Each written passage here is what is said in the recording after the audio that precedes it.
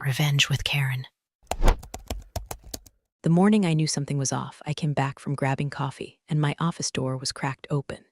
Not wide, not swinging, just cracked, like someone wanted to see inside without committing to a full betrayal. On my desk sat a folder that hadn't been there before. Not from legal, not HR, no name on it at all.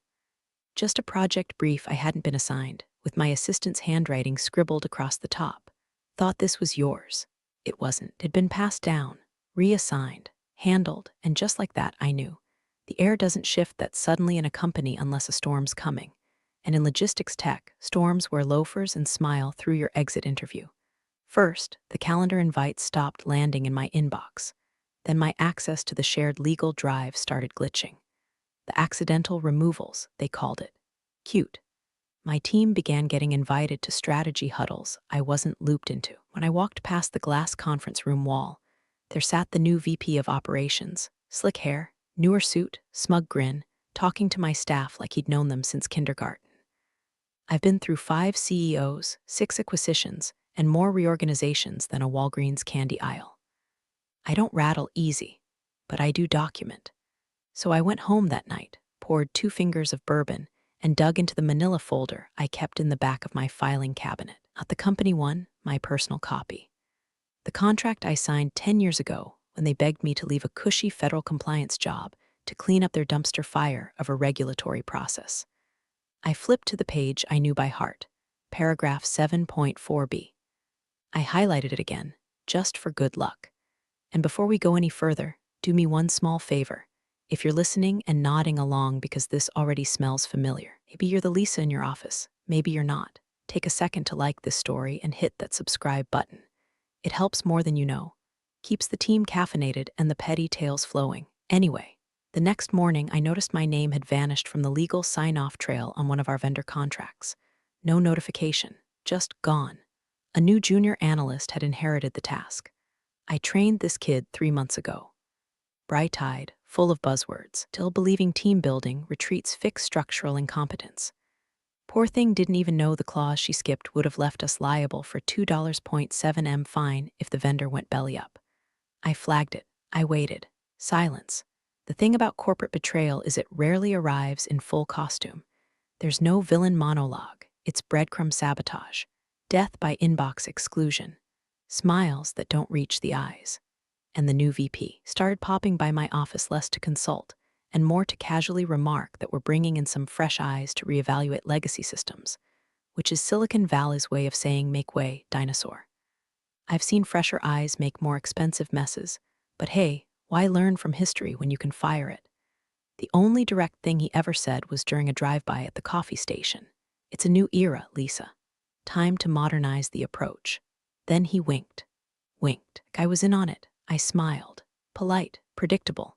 I made a mental note to update my document cache at home and reprint my contract on thick stock paper this time. Let it feel like the weight of a bad decision. By Friday, I was walking through an office that felt like a house right after a couple announces their divorce.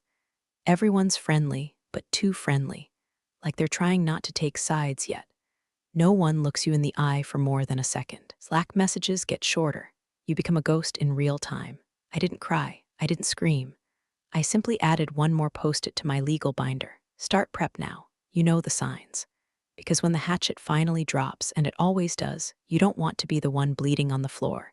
You want to be the one holding the clause that makes them pay for it. The file name was still mine. 3/4 of weekly reviews, compliance drafts, vendor vetting, contract milestones. My fingerprints were all over it. So when I opened the shared drive and saw the access permissions had changed, my stomach didn't drop. It calcified. Lead analyst, Brittany P. Brittany, who once asked me if indemnity was a department. I didn't make a scene. Didn't storm into anyone's office like a jilted sitcom character. I just stared at that name like it had been carved into my cubicle wall with a butter knife. I closed the tab. I opened it. Same result. She wasn't just copied on it, she was listed as project lead. My name wasn't even in the CC line of the update email she sent out to stakeholders. Hell, she had the gall to use my slide deck template. Didn't even change the footer. I scheduled a meeting with my manager, Carmen, who used to lead by respect, and now led by corporate memo. Sat in the glass box conference room with an orchid dying in the corner and a fake quote from someone named Anonymous framed on the wall like it meant something. "Hey, I noticed the vendor reconciliation pipeline was reassigned." I asked, tone light, like I was asking about free bagels in the break room. Carmen didn't even blink. "New leadership wants a fresh perspective." She said it like she was reading from a cereal box. No apology. No explanation. Just that one line like it answered everything. A fresh perspective?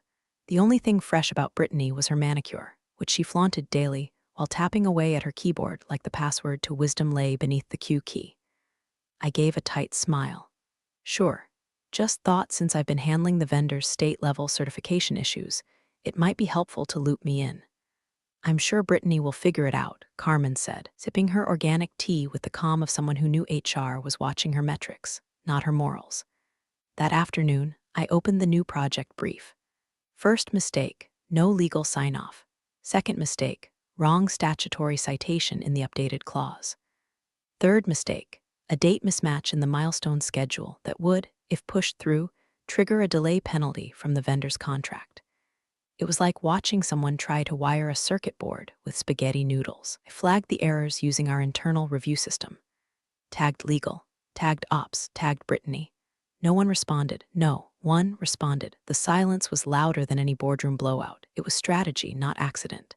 They weren't just trying to erase me, they were trying to overwrite me. But here's the thing about being overwritten, you still exist in the layers beneath. I didn't chase after Carmen. I didn't try to mentor Brittany. I watched, documented, every timestamp, every incorrect edit, every email marked urgent with no follow-up.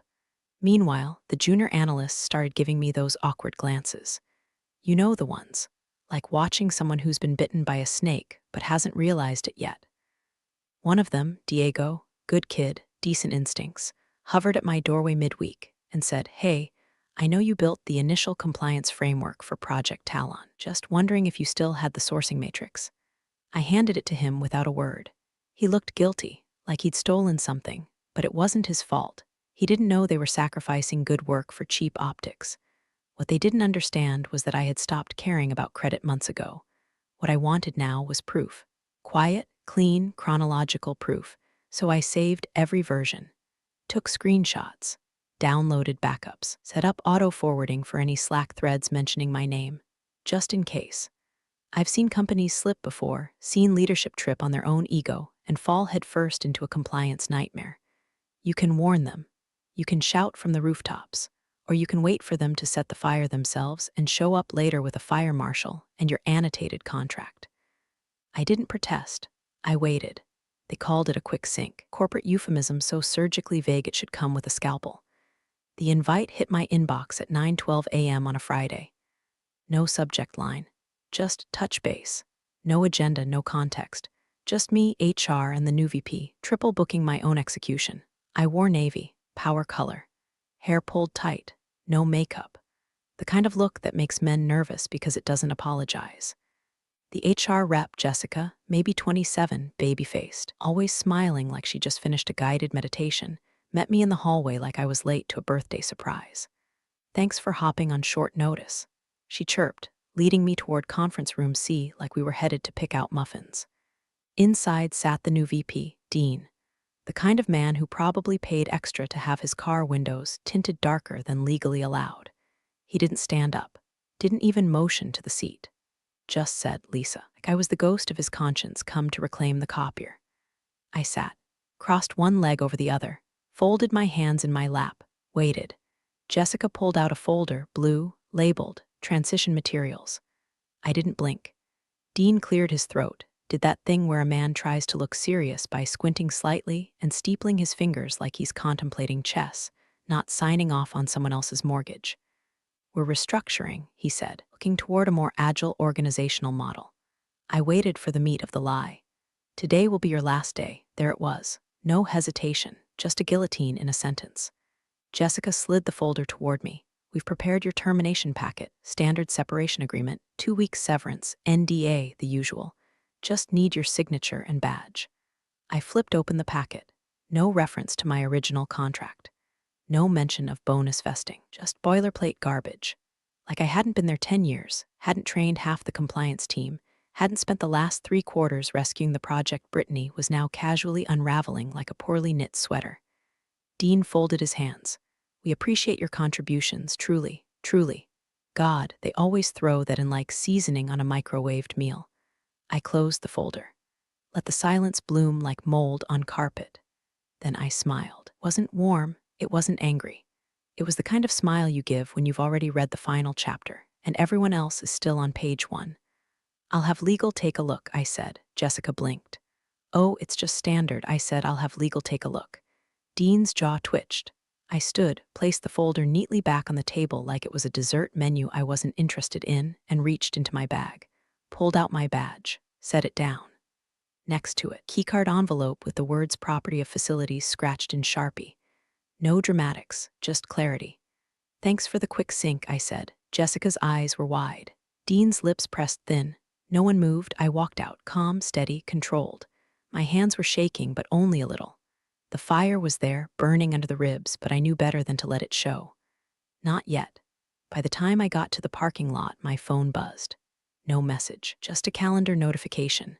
Bonus vesting date 1 week. 1 week. I drove home with the windows down, letting the wind slice through the quiet rage building in my throat. When I got to the house, I went straight to the locked file cabinet in my hallway closet. Opened it, pulled out the contract. My contract.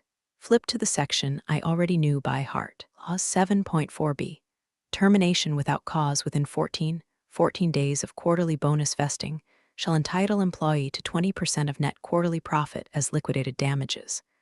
Their boilerplate folder didn't have that, but my binder did, and next to it, I slid a sticky note onto the page. Let the games begin. Sunday night smelled like Chardonnay and printer toner. My kitchen table looked like a low-budget courtroom, folders, binders, and 3 pens, all different colors, because I'd learned over the years that people fear color-coded precision more than profanity. Outside, the neighborhood was quiet. Inside, I was sharpening a blade disguised as a sentence. I had spent the weekend reading my contract like it was scripture. Clause 7.4b wasn't new to me. I'd written part of its draft during my first year when legal still had a soul, and HR wasn't run by software. It was a protection clause, one of those obscure legal relics from when the company was still small and desperate to lure inexperienced compliance talent. They gave me autonomy, authority, and most importantly, an airtight safety net in case of executive misconduct or unwarranted restructuring. It was buried deep, nestled between harmless jargon about vesting schedules and payout calculations. Nobody ever looked there because nobody ever had to. Until now. I took a sip of wine, highlighted the clause again for no reason other than ritual. Termination without cause within 14 days of bonus vesting shall entitle the employee to 20% of quarterly net profit as liquidated damages. That wasn't a typo. That wasn't ambiguous. That was a bomb. A $1.6 million bomb if my math was right. They fired me without cause. They documented it. They timestamped it. Walked me out with a script that might as well have been handwritten on company letterhead with a kick me stamp at the bottom. And because I'd kept my original contract through every HR shuffle, every CEO ego parade, every modernization initiative, I still had the one document that mattered, the unamended, unedited version. The one before legal tried to standardize employee terms. I laughed once, quietly, at the absurdity of it all. They thought they could erase me, forgot I was the one who wrote the fine print they were now choking on. I opened my laptop, drafted an email. To Corporate Legal at FortisLogixCom CC, CFO at FortisLogixCom Subject. Clause 7.4b, Liquidated Damages Body. Per Clause 7.4b of my original employment agreement, please confirm the disbursement schedule for the required liquidated damages. My termination qualifies under without cause within the 14-day vesting period. Documentation attached. Thank you. No emotion, no threats, just surgical language. I attached a scanned copy of the contract, each page timestamped, initialed, and highlighted, every line neat and legible, like a crime scene photo labeled for the jury. I didn't include HR. They were middle management mannequins, useless between legal fallout and moral compromise. No, wanted the CFO looped in because panic tastes best when it comes from the top. Before hitting send, I read it again. My finger hovered over the trackpad. My pulse was steady. I thought about Dean, the VP with his smirk and his agile restructuring. About Jessica from HR, reading scripts she didn't understand. About Carmen, who chose silence over integrity. And I thought about Brittany, still in her swivel chair, rewriting policies she couldn't spell. I hit send. A faint whoosh. One line, one clause, one quiet nuke. I shut the laptop, refilled my glass, and looked out the kitchen window into the dark. Somewhere in a corporate inbox, alarms were beginning to ring. Maybe not tonight, maybe not in an hour, but soon. Because numbers don't lie, and neither do contracts written by someone who never trusted leadership retreats. By the time the emails read, they'll be calling it an oversight. By Monday, be a crisis. And by next week, it'll be a payday. Monday morning came with the kind of smug satisfaction usually reserved for courtroom dramas and long-awaited plot twists. I didn't wake up to an alarm. I woke up to 3 unread emails, 2 missed calls, and 1 unholy scramble disguised as corporate diplomacy. The first was from HR. Subject line, employment status clarification, not even a good morning or hope you're well, just a bureaucratic backpedal dripping in panic. Hi Lisa, upon further internal review, it appears your recent separation from 40's Logics may have been processed prematurely due to a clerical oversight. We sincerely apologize for the confusion and are working to clarify next steps as quickly as possible. Thank you for your patience and professionalism. Jessica B., People Operations, yes. The old oopsie daisy accidentally fired the one person with a detonator in her drawer. The kind of clerical oversight that cost 7 figures and a few careers. They wanted to act like someone fat-fingered a spreadsheet instead of deliberately staging my Friday ambush. Like I had slipped through the cracks, not been shoved. The second email came from legal. Short, cold, precise. Lisa, like to schedule a time this week to discuss Clause 7.4b and your associated entitlements. Please share availability.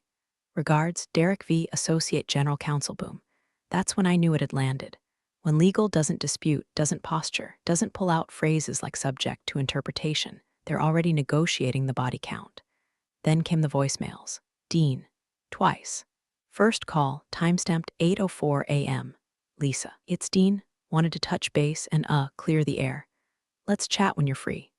Second call, 8:36 a.m. More tense. I think there's been some crossed wires here. Let's just talk before things escalate unnecessarily. Yeah, unnecessarily. I didn't call back. I didn't text. I didn't even listen to the second voicemail all the way through. I just let the silence do the talking. Because silence in a power shift is louder than rage, forces them to guess what you know. And in my case, they were guessing way too late. I walked my dog, took the scenic route, grabbed a coffee, even tipped the barista double. I wasn't in a hurry because when they're panicking, you never rush. You let them marinate in it. Let them loop through emergency meetings and Slack threads with phrases like exposure risk, liquidated liability, and how old is that clause. Back home, I opened Slack on my phone out of morbid curiosity. Still had guest access to one channel, Compliance Archive. The last message. Has anyone heard from Lisa? 4 question mark reacts. No replies. I smiled. Sipped my latte, took a screenshot, logged out. Then I opened my email and drafted a reply to legal. Derek, available for a call Thursday at 10:00 a.m. Please confirm whether this will include representation from both HR and finance, as the issue pertains to entitlements, classification, failure to disclose qualifying separation terms at time of termination. Regards, Lisa Avery. No exclamation marks. No pleasantries, just posture and prose. I hit send. Then I closed my laptop, poured another half glass of wine, yes, before noon, and turned on some Miles Davis. If they were going to dig themselves out of this hole, they'd have to do it with fingernails and non-disclosure agreements. And me was going to enjoy watching them realize I wasn't bluffing. I never bluff. The wire hit at 9:17 a.m. on Thursday. No fanfare, just a notification from my bank with too many zeros and not enough vowels to explain how it happened. Deposit. Etch credit 40's Logics Q3 disbursement. Amount. $1,426,000 and 0 cents. I stared at it for a full minute, blinking like I was trying to decode an alien transmission. Then I refreshed. It didn't go away. The balance shimmered like it couldn't believe itself. And just like that, it was done. They paid. They didn't fight. They didn't delay. They just folded quietly, quickly, and expensively. There was no follow-up call, no apology, no NDA, no plea to handle this internally. Just the cold, hard sound of a liability being erased by liquidity. It was the cleanest severance hit I'd ever seen. My contract wasn't just honored, it was obeyed. And that silence, that corporate-wide, stunned silence, that was the sweetest part. I didn't tell anyone, not my former team, not the analysts I mentored, not even Diego, who used to hover by my doorway like a baby bird with questions about procurement loopholes. I didn't post about it, didn't gloat. But people knew, oh, they knew. By 11 o'clock a.m., HR Slack channel went radio silent. Jessica, HR's sleep-smiling mouthpiece, hadn't posted her usual midweek motivation gif. No breathing exercises, no corporate affirmations, just nothing. The whispers started in the back channels. I still had a few friends in the ops pipeline who pinged me off hours with "you okay?" and "did you win?" or something. And one that simply read, "WTF did you do?" But none of them really needed answers. Already knew the shape of it. I logged into my guest Slack access one last time. The main compliance thread had shifted tone. Someone had dropped a passive-aggressive link to a Forbes article about grandfathered contracts and corporate oversights. 4 emoji reacts: fire, popcorn, skull, and the money bag. Carmen, my former manager, hadn't said a word. Not a peep. Which, in corporate politics, is the equivalent of a confession. I drafted my farewell email slowly. Want to overshoot the landing or make it performative. This wasn't about theatrics. This was about precision. A scalpel, not a grenade. Subject, transitioning forward body. Hi everyone, as many of you know, I've officially transitioned out of 40s Logics this week. It's been a memorable 10 years, full of challenges, growth, and an incredible team I'll always respect. Wishing each of you the best as you continue to do important work. Stay sharp. Stay ethical. Warmly, Lisa. No links. No social plugs. Just a quiet exhale and a signature. I hit send. Within 3 minutes, I saw the read receipt stack up. 57 opens. A few emojis from the younger staff. One direct reply from Diego: "You taught me more than my degree did. Hope you're somewhere peaceful." I closed the laptop, stood up, walked to the kitchen, and poured myself a single clean shot of bourbon. No ice. No mixer. Just oak and satisfaction. Yet it wasn't revenge. Not yet. This wasn't the climax. This was just the crack in the dam. Because here's the thing about companies that try to erase you: they rarely only screw up once. They leave trails. Incompetence echoes. And somewhere, deep in the bowels of 40s Logics, the fire I'd lit with that one-sentence email was still spreading. Slowly, invisibly, inescapably. But for now, just watched my bank balance blink in the morning sun and listened to Miles Davis melt into silence. 3 weeks after the wire hit, I was halfway through a blueberry scone on my porch when I got the first text. Unknown number. "Hey, did you mean to set off this grenade?" It was Diego. I smiled, took a sip of my coffee, let him sweat a little before replying. "Not a grenade," I typed back. "More like a spark." Paper was already dry. Apparently, someone in legal had started pulling files the Monday after my check cleared. Quietly, surgically. Not just mine, everyone's. Anyone hired before the 2019 restructuring got flagged. That's when they streamlined contracts to match the new pay grade tiers and tried to retroactively eliminate what they called legacy anomalies. Translation: they shortened vesting windows, capped bonuses, and rewrote termination clauses with enough legal gray to repaint a prison wall. Only they forgot one thing: me. Because my clause 7.4b, wasn't just a contractual time bomb. It was public. Every HR rep who processed my promotions.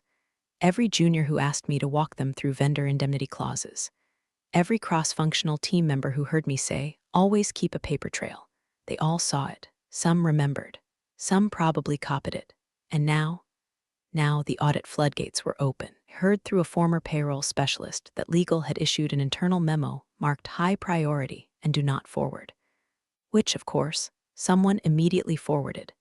It said, in plain English, review all legacy agreements for compliance with current termination, vesting, and profit-sharing protocols. Identify inconsistencies. Prioritize high-risk exposure. Diego sent me a screenshot of an all-hands compliance meeting agenda. Line 6 read, Q3 termination fallout review confidential. He followed it up with, CFO looked like he hadn't slept. VP of Ops is on indefinite leave. People are freaking out. I bet they were. Because when you bake clauses into a contract and forget about them, they don't disappear. They sit quietly, aging like wine or unexploded ordnance, until someone kicks the wrong rock and gets their eyebrows blown off. Another message came in later that day from a former colleague in sales ops. FYI, they're combing through Q2 terminations. Some of those folks got fired 10 days before vesting. Internal chatter says legal's scrambling to reclassify them as performance-related after the fact. It's messy. Of course it was messy. You can't retrofit morality into a spreadsheet. That's the part the execs never understood. They thought contracts were guardrails, not weapons. Thought nobody beneath director level could actually read them, let alone remember them. Thought I was just another relic, gray hair, quiet office, eyes that didn't flinch during layoffs. They didn't know I trained half the people now pulling their severance files. They didn't know I kept backups of every policy version from the last 10 years. They didn't know I once helped rewrite the entire offboarding protocol during a merger, just in case someone tried to restructure too creatively. They didn't know that when they fired me, they weren't hitting delete. They were hitting print. And the toner they used, expensive, permanent. Another text from Diego, hours later, this one after sunset. 3 of us found old PDFs with the same clause language you had. One's already lawyered up. I didn't reply right away. I just looked out at the horizon, sun dipping low, quiet satisfaction filling the air like the smell after rain. I had never wanted a war, but if my departure turned into a spark that helped others light their own torches, then so be it. Let them audit every clause. Let them scramble through every file. Let them realize too late that the fine print isn't for decoration. It's for defense. And I always read the fine print. The CFO resigned on a Tuesday. No warning, no goodbye email, no after much reflection LinkedIn post.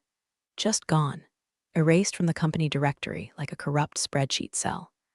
By Thursday, Dean, the VP with the slick back hair and Silicon Valley God complex, was put on administrative leave, which in corporate language means we're waiting for legal to finish digging the shallow grave before we toss you in it. The company tried to spin it, of course. Internal memo claimed it was part of a strategic leadership realignment. No one bought it.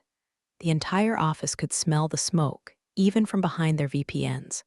And the funniest part? None of it came from me. I hadn't leaked a thing. No tweets, no lawsuits, no snide Glassdoor reviews. I just pressed send on a single email, cashed a check, and watched the gears of corporate karma chew through the ones who tried to erase me. Turns out, legal wasn't just reviewing staff contracts. We're tearing through executive agreements now.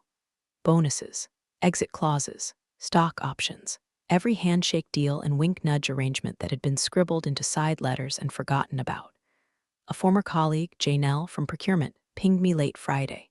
Just had lunch with someone in legal. They're calling your contract the anchor. Apparently, it's the last clean version on record. Everything after yours has edits, vague language, missing sections, clause numbers that don't line up. I nearly choked on my tea. They tried to standardize everything during the 2019 Compliance Modernization Initiative, which, shocker, meant letting a junior rewrite half the employment agreements using a Frankenstein template. It was cleaner, sure, but legally, it was trash. My contract, though, untouched. Grandfathered. Airtight. Signed by a CEO 2 administrations ago, who'd since retired to Boca Raton and definitely wasn't picking up calls. The irony was almost poetic. The one document they never updated, because they assumed I'd either die in that office or quietly retire, was the one clause that lit the match. They had built an entire corporate castle on sand, and the only piece of bedrock left had my name on it. According to Janelle, the board had started asking questions, hard ones, like why legal hadn't flagged the clause earlier, why HR was issuing terminations without verifying contractual triggers, why compliance, a department I used to run, wasn't consulted on high-risk exits. They were cannibalizing themselves now, every exec trying to outsnitch the next, everyone suddenly developing concerns about transparency and ethics. It was a buffet of crocodile tears and last-minute legal shields. Dean, apparently, had pushed for my termination personally, pitched it as a clean break from legacy voices during a PowerPoint to the board. His exact words, I'm told, were, "She's smart, but her systems are outdated. We need fresh thinking." Guess what else was outdated? His bonus clause. And unlike mine, his wasn't tied to net profit. It was tied to performance metrics that started collapsing the moment legal flagged for internal compliance failures stemming from his restructuring plan. Oops. I sat on my porch that night, bourbon in hand, as the sun dipped behind the neighbor's sycamore. The breeze felt different, not just cooler, cleaner. My name hadn't been mentioned in a press release. I wasn't trending. But inside that building, behind every Slack message and hastily scheduled board meeting, I'd become folklore. The clause, one that got paid. The woman who smiled said nothing and left a legal bruise that wouldn't stop blooming. They'd wanted me gone. Now they were the ones bleeding. They said my name during a board call, not with reverence, not with spite, with fear. A friend who still sat in on those calls, finance side, high enough to hear things, low enough to still have a soul, told me how it unfolded. Apparently, the topic was exposure mitigation, always a sexy bullet point when executives start seeing their own heads in the guillotine's reflection. Someone asked, how did her clause make it through legal unflagged? Silence. Then a director muttered, why wasn't her termination reviewed at the partner level? That's when the outside counsel spoke. A man they paid by the hour in 4 digits cleared his throat, and without drama or legalese, dropped the line that would follow 40's logics for years. It was an expensive oversight with lasting implications. No one argued, no one dared. That same afternoon, a FedEx envelope showed up on my doorstep. No signature required, no tracking drama, just a plain white envelope with my name typed clean and centered. Inside, a single-page letter on company letterhead. Cold but courteous. Acknowledge that your employment separation may not have followed proper internal procedures and regret any confusion caused. We value your many years of service to 40's logics and wish you success in your future endeavors. Folded behind it, a non-disparagement agreement. $20,000 payout offer. Just to keep my mouth shut, I laughed, not a polite chuckle. A real, full-throated laugh that scared my dog off the couch. 20 grand, after they'd wired me over $1.4 million and cratered half their executive team on the back of a clause they didn't even read.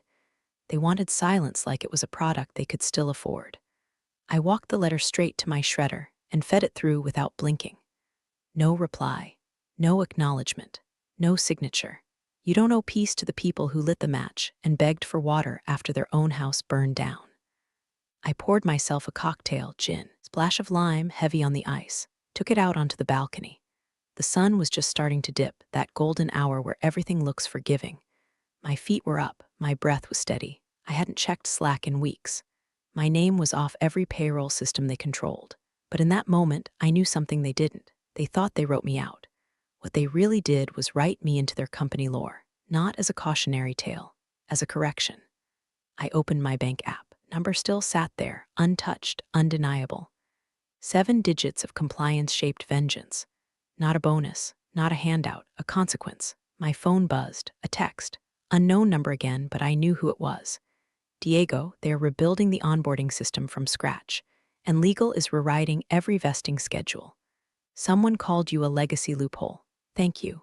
I stared at it for a second and typed back, clause 7.4b.1, always read the fine print. Send, no emoji, no follow-up. I leaned back in my chair. The sun was warm on my face, and for the first time in a long time, I didn't feel like I owed anybody anything. Not a signature, not an apology, not even a goodbye. Big thanks, you legends of the old office days. Subscribe to keep the switch-flicking chaos alive. Your ex-boss is shaking in their loafers.